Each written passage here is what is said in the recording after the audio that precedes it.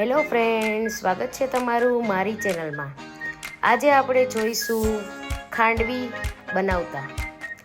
આને અમુક સિટીમાં પાટુડી પણ કહે છે. આ ખાવામાં ખૂબ જ સરસ હોય છે, એકદમ સોફ્ટ હોય છે અને ખૂબ જ ટેસ્ટી હોય છે. એને સરળ રીતે બનાવતા આપણે જોઈશું. જો તમને મારી રેસીપી પસંદ આવે તો મારી ચેનલને લાઈક શેર સબસ્ક્રાઈબ કરવાનું ના ભૂલતા. તો ચાલો જોઈ લઈએ રેસીપી. એના માટે મેં અહીંયા 1 વાટકી જેટલો ચણાનો લોટ લીધો છે.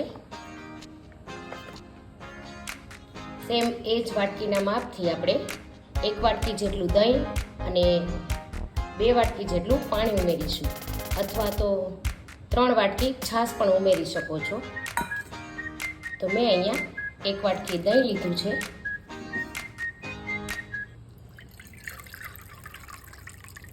બે વાટકી જેટલું પાણી ઉમેરીશું. ત્યારબાદ તેમાં થોડી ચપટી એક હળદર ઉમેરીશું. એ ઓપ્શનલ છે, તમે ના ઉમેરો તો પણ ચાલે. અને થોડી હિંગ, ચપટી હિંગ.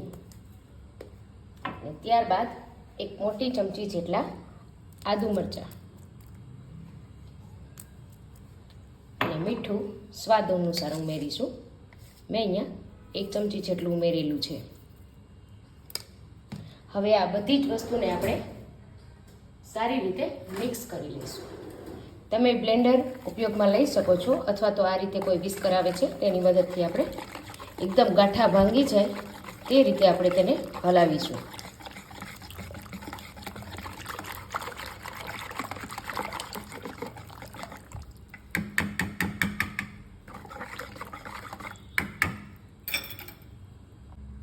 હવે આમાં હું અત્યારે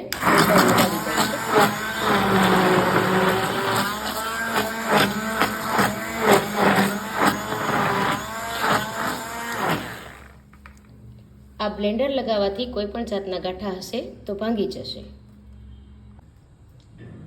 હવે આ મિક્સચરને હું જે પેનમાં બનાવવાનું છે તે પેનમાં આ રીતે કાણાવાળા વાટકામાં ગાળી લઈશ, જેથી કરીને તેમાં વધારાના જે આદુ મરચાંના ટુકડા છે કે પછી ગાંઠા હોય તો તે તરત નીકળી જશે.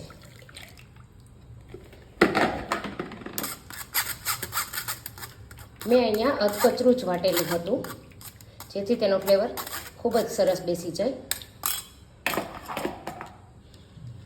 હવે આ પેનને આપણે ગેસ પર ચડાવી દઈશું. હવે ગેસની ફ્લેમ ફૂલ રાખીને જ આપણે તેને સતત હલાવવાનું છે.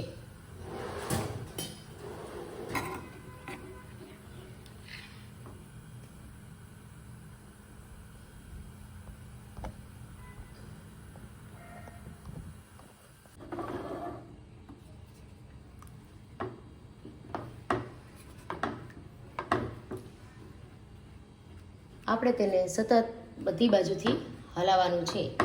હવે થોડો ગેસ મીડિયમ રાખી દઈશું અને સતત ચલાવવાનું છે આ રીતે.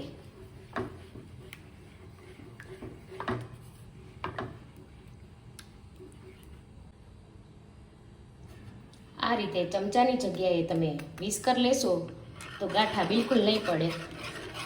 સરસ રીતે હલાવવામાં પણ તમને મજા આવશે.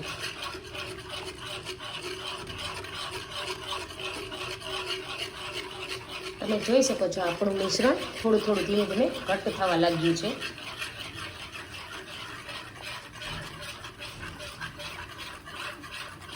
હવે જેમ જેમ ઘટ્ટ થશે તેમ તેમ તમારે સતત ફાસ્ટ ચલાવતા રહેવાનું છે.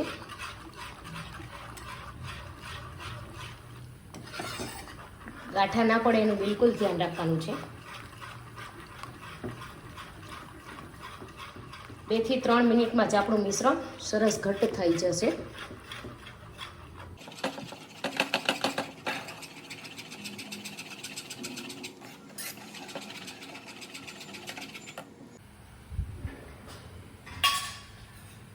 હવે આપણું મિશ્રણ સરસ ધીમે ધીમે ઘટ્ટ થઈ ગયું છે. હજી આપણે આ પાણી બળે ત્યાં સુધી રાખવાનું છે.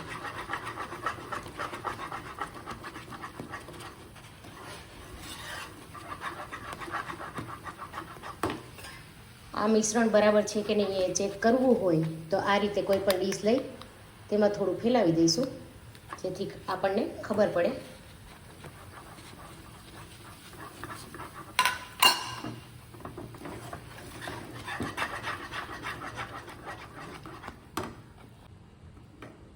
આ મિશ્રણ હજી ઠંડુ પડ્યા પછી ભેગું નથી થતું, આ રીતે લિક્વિડી રહે છે, તો હજી આપણે તેને ચલાવવાની જરૂર છે.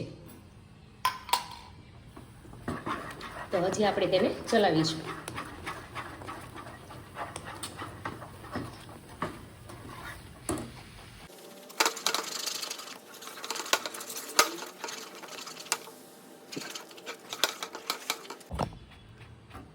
આ રીતે તેને કિનારીમાંથી પણ લેતા જવાનું છે.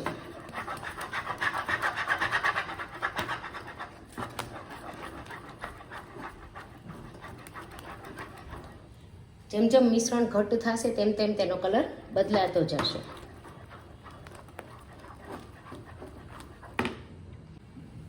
ફરી એકવાર આ મિશ્રણને આપણે ચેક કરી લેવાનું છે, આ રીતે લગાવીને.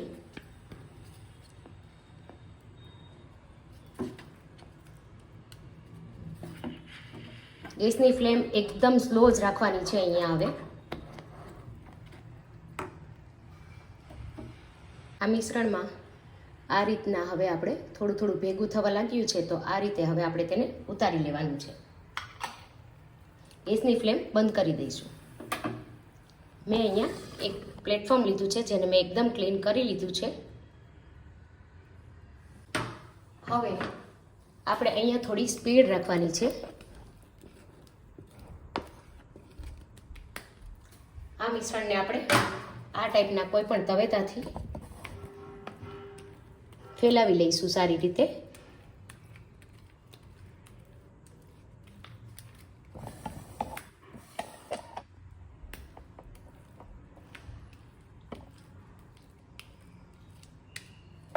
તમારી પાસે આ રીતનું સ્ક્રબર હોય તો તેની પણ મદદથી પણ આ રીતે તમે એકદમ સરસ પાથરી શકો છો.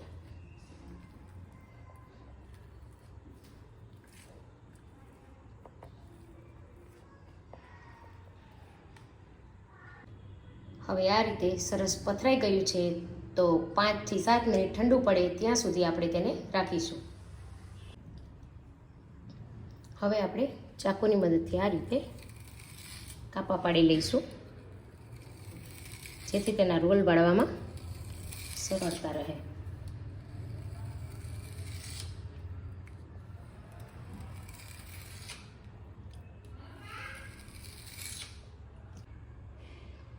હવે આ રોલને આપણે ચાકુની મદદથી થોડો વાળી ત્યારબાદ તેના રોલ કરી લઈશું. આ રીતે ધીમે ધીમે આપણે તેનો રોલ કરતા જઈશું. તમે જોઈ શકો છો કે આપણો રોલ કેટલો સરસ બની રહ્યો છે. આટલો બની જાય એટલે તેને આપણે વચ્ચેથી હાફ કટ આ રીતે કરી દઈશું.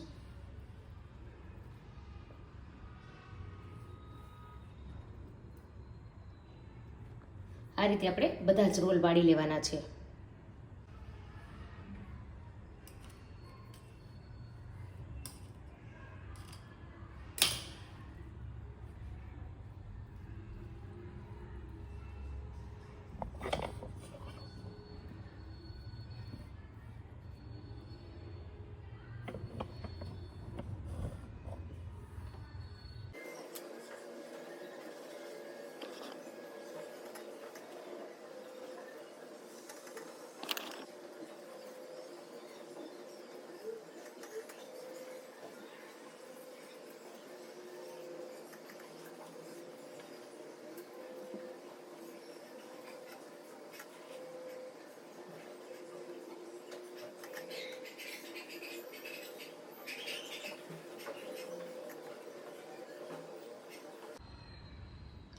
આ રીતે બધા જ રોલ વળી ગયા છે, તો હવે આપણે તેને એક પ્લેટમાં લઈ લેશું.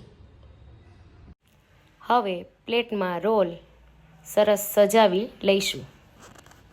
આ રીતે તમે તમારા ઈચ્છા મુજબ ડેકોરેશન કરી શકો છો.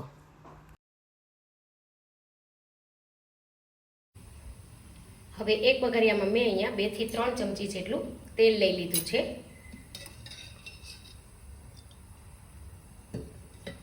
તેલ થોડું ગરમ થાય એટલે આપણે તેમાં એક મોટી ચમચી જેટલી રાઈ ઉમેરીશું.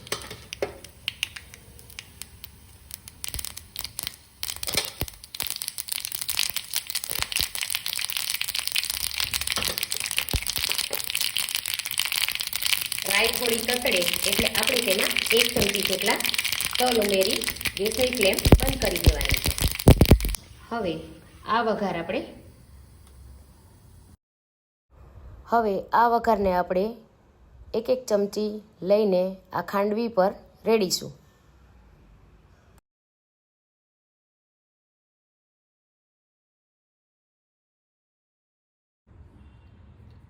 ઉપરથી થોડા સજાવટ માટે વ્હાઈટ તલ પણ નાખીશું અને ધાણા ભાજી નાખી ગાર્નિશ કરી લઈશું.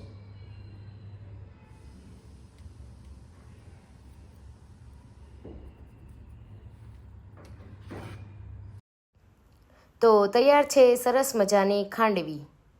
આવી જ અવનવી રેસીપી જોવા માટે મારી ચેનલને લાઈક, શેર, સબસ્ક્રાઈબ અને કમેન્ટ પણ કરજો કે તમે ઘરે બનાવો છો કે નહીં તે.